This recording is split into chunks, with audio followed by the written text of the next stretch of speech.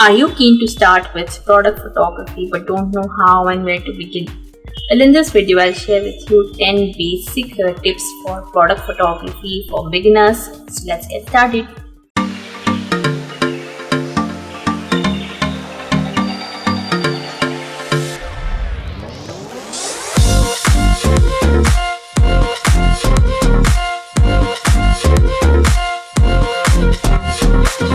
If you like my video guys, give me a big thumbs up and hit the subscribe button.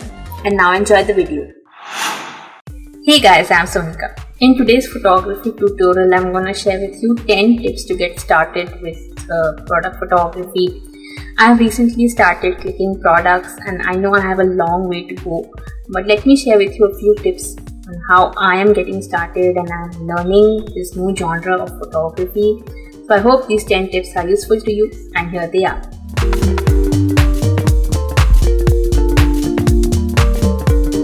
I like to use my Nikon D5300 with my 18-55mm kit lens for most of my product shoots. But you can use the camera you have guys. Even if you have a point and shoot or mobile phone camera, it's fine. Now, whichever camera you have, let's talk about the settings. Your aperture, your f number has got to be high. Around f11 should be fine. For smaller products you can go lower, and for bigger products you can go for f16 also, it depends. Make sure no part of your product is out of focus. ISO should be low so that we get less digital noise in our images. So I'm gonna keep it the least ISO of 100. Shutter speed, since I'm putting my camera on aperture priority, I'll keep the shutter speed such that I can balance the exposure.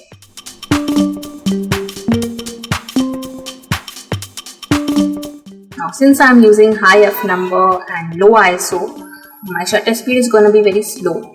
So I'll have to use a tripod to stabilize my images. So it's best to use a tripod. Also, this will bring consistency to your shots. If you have to shoot more than one product and they all have to be on the same background and angle, then having a tripod will ensure that all your product shots are shot from the same angle.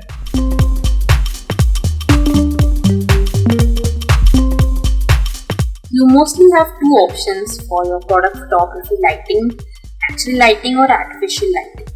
Now if you are shooting inside your home and don't have artificial lights, you can place your products near a window so that you can get the most out of your natural light. And if your product is mostly used indoors, like cookware, or if you want to put up your products on an e-commerce website, then it is better to use artificial lighting. Having one speed light and reflector, you can make a reflector at home using some white paper or a sunboard is enough to light up your subject. If you don't have a speed light, you can also use any lamp you may have at home. Make sure that you use white LED bulbs and not yellow or orange colored bulbs.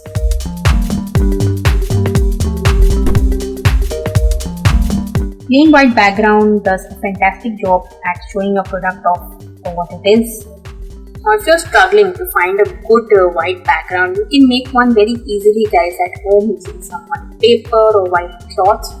If you want to know how I clicked images against a plain white background at home, the video is right here, and also the link can be found down below. In the same way, we can have color backgrounds by using any old t-shirts, dupattas, paper, whatever you may have at home.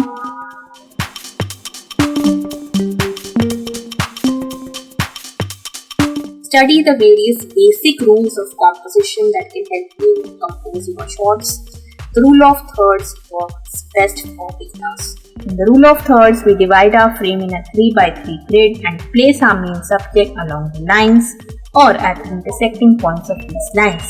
This is only a guideline that you can use to place your products at a point of interest that is most naturally appealing.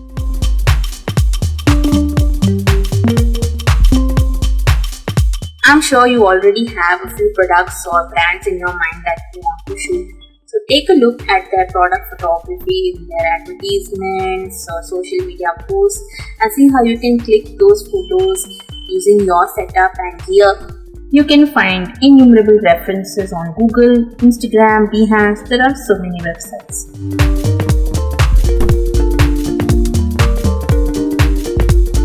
While using props, make sure that they are simple and don't take the attention away from the main subject. Your props should help you in balancing the composition and show what the product can be used for, or its ingredients. For example, here I've used my props for my product. Even without the props, this photo could stand on its own, but we want to give it that extra something to make it stand out.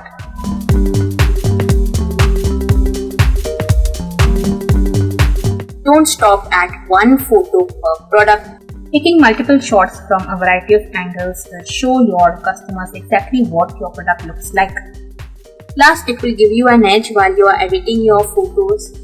Just in case something goes wrong, you don't have to go back and reshoot. You can edit your photos better.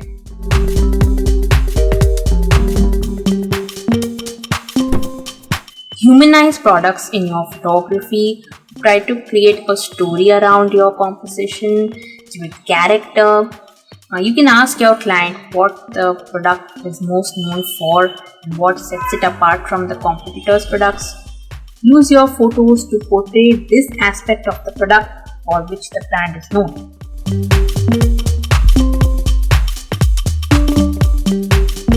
Taking photos is not the only thing to do.